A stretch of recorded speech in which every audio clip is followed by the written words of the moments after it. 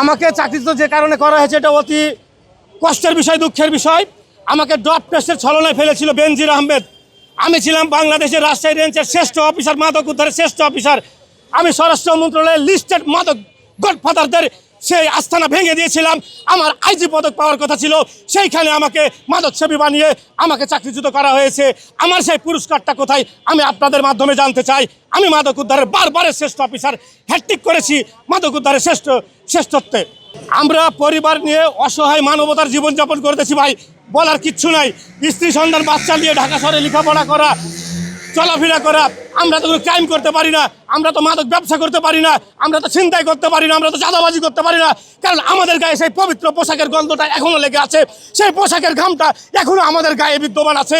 আমরা তো ভাই অন্যায় করতে পারি না, অপরাধ করতে পারি না। মাননীয় প্রধানমন্ত্রীর হস্তক্ষেপ এবং তার সাথে সাক্ষাৎ করতে চাই, সেই জন্য আজকে আমাদের দাঁড়ানো। আমার নাম তৌহিদ মণ্ডল, আমি সাবেক এএসআই, ভিকটিম পুলিশ পরিবারের মুখপাত্র। আমার বিষয়টা আমি বলি, আমি তখন 2004 সাল ডিএমপির মিরপুর থানায় কর্মরত। সেখানে কোনো একদিন প্রভাবশালী দুই পক্ষের এক জমির বিরোধ নিয়ে এক পক্ষ তৎকালীন রানিং কর্নেল সাহেব, তার ব্যাচমেট র্যাব 4-এর অধিনায়ক ছিল, র্যাবের সহায়তায় সে ওই জায়গাটা সে দখল করে। AKS অর্জন করলো গিনেস ওয়ার্ল্ড রেকর্ডস। AKS দখল করার পর পরবর্তীতে অবশ্য ওই জায়গাটা নিয়ে উভয় পক্ষের মধ্যে মামলা মোকদ্দমা ছিল। পরবর্তীতে ওই জায়গাটা এই র্যাব যে কর্নেল সাহেব ওনার পক্ষেই রায় পায়। কিন্তু যে দখল যখন হয় তখন এখানে পুলিশের কোনো দায়িত্ব ছিল না। তদুপরি যেহেতু র্যাব কর্তৃক দখল, তদুপরি এখানে পুলিশের সিনিয়র অফিসাররা যাদের টহল অফিসার হিসাবে এখানে একটা তদন্ত কমিটি করে। তদন্ত কমিটির মাধ্যমে দেখা যায় যে এসআই শহীদুল হকের ডিউটিকালীন সময়ে এই জায়গাটা দখল হয়েছিল। কিন্তু প্রকৃতপক্ষে কিন্তু সেখানে টহল অফিসারেরও আমি দোষ দেব না, এখানে সেও নির্দোষ। তারপরেও সেই টহল অফিসারের বিভাগীয় মামলা রুজু করে তার একটা ইনক্রিমেন্ট কর্তন করা হয়, একটা গুরুদণ্ড দেওয়া হয়। সেই ঘটনার পর আবার 9 মাস পর ওই ঘটনায় আমাকেও জড়িত করে বিভাগীয় মামলা রুজু করা হয়।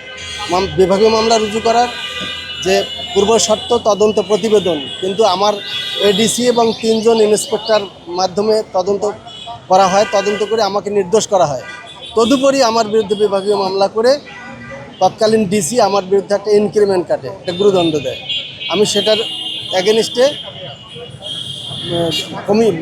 ডিএমপি কমিশনারের কাছে বিভাগীয় আপিল করি। তখন 11 সরকার, তত্ত্বাবধায়ক সরকার, কিন্তু আপিল করাতে আমাকে কোনো বিবেচনা না করে বরং আমাকে চাকরিচ্যুত করা হয়। পরবর্তীতে আমি যখন মামলা করব, প্রশাসনিক ট্রাইব্যুনালে মামলা করব, এমন সময় হাসিনা সরকার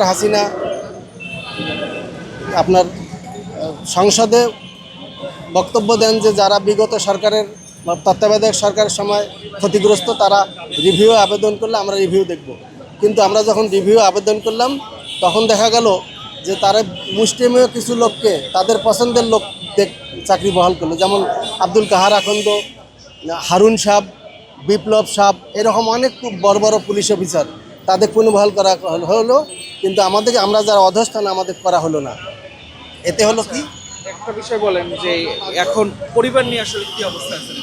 এখন অনেকেই আছে আমাদের মধ্যে, দেখা যায় যে সে পানি বিক্রি করে, কেউ রিক্সা ভ্যান চালায়, কেউ হকারি করে, কেউ পান দোকানদার, কেউ বা ছোটোখাটো চাকরি করে, এইভাবে দিন কাটছে। আর যারা এখনও ঢাকার বাইরে আছে তারা তো কামলা কিষানি দিয়েই জীবন নির্বাহ করছে। আমি শফিকুল ইসলাম সাজু, আমি সরাসরি সাব ইন্সপেক্টর পদে নিয়োজিত 1994 সালে।